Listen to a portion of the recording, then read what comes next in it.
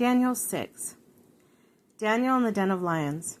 It pleased Darius to appoint 120 satraps to rule throughout the kingdom, with 3 administrators over them, one of whom was Daniel.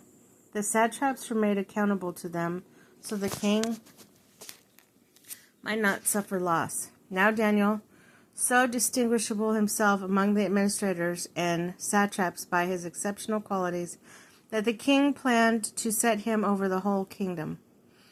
The administrator and the satraps tried to find ground for charges against Daniel in his conduct or government affairs, but they were unable to do so. They could find no corruption in him, because he was trustworthy and neither corrupt nor negligent.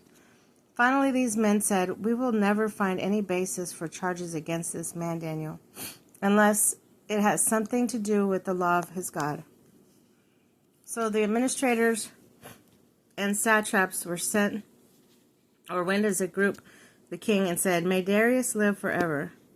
The royal administrators, prefects, satraps, advisors, and governors have all agreed to that the king should order and erect and enforce a decree that anyone who prays to any god or human being during the next 30 days, except you, your majesty, will be thrown into the lion's den. Now, your majesty, issue the decree and put it in writing so it cannot be altered, in accordance with the law of the Medes and Persians, which cannot be repealed.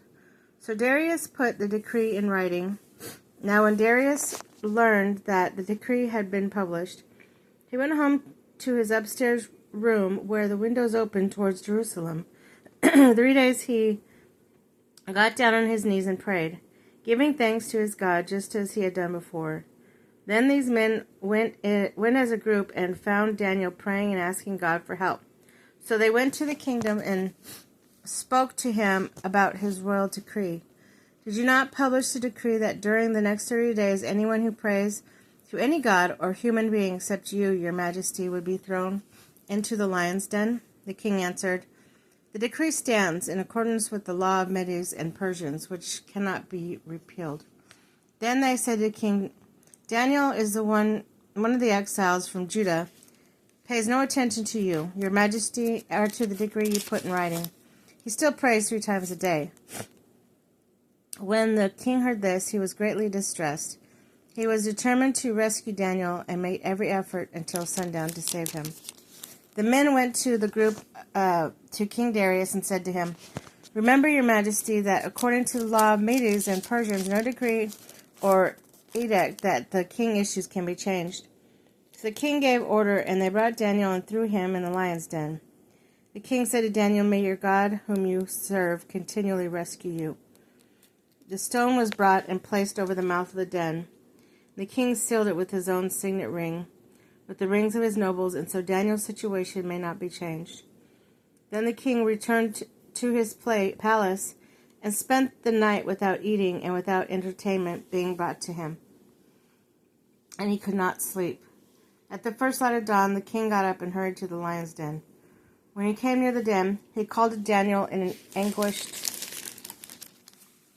voice, "Daniel, servant of the living God, has your God, whom you serve, continually been able to rescue you from the lions?" Daniel answered, "May the king live forever. My God sent his angel, and he shut the mouths of the lions. They have not hurt me, because I was found innocent in his sight. Nor have I ever done any wrong before you, your majesty." The king was overjoyed and gave orders to lift Daniel out of the den. When Daniel was lifted from the den, no wound was found on him, because he trusted his God. At the king's command, the men who had falsely accused Daniel were brought in and thrown into the lion's den along with their wives and children.